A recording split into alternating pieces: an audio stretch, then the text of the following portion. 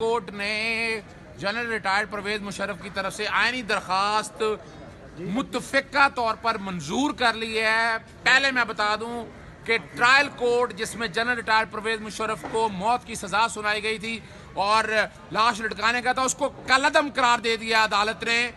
سب سے جو اہم ایشو ہے کہ استغاثہ دائر کرنا وفاقی حکومت کا اختیار نہیں تھا، پھر اسپیشل عدالت کی تشکیل اس کو بھی عدالت نے کالعدم قرار دے دیا ہے۔ کمپلینٹ 1/2013 کو خارج کر دیا ہے عدالت نے، اور اس کے اوپر جتنی پروسیڈنگ ہیں وہ ساری کالعدم قرار ہو چکی ہیں۔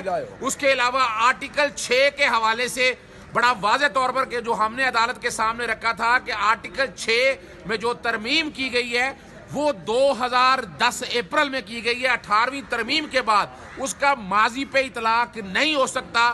آئین کے آرٹیکل 12 کے تحت فوجداری جرائم میں ماضی میں سزا نہیں دی جا سکتی ہے، اس لیے وہ آئین کے آرٹیکل 8 سے متصادم ہے۔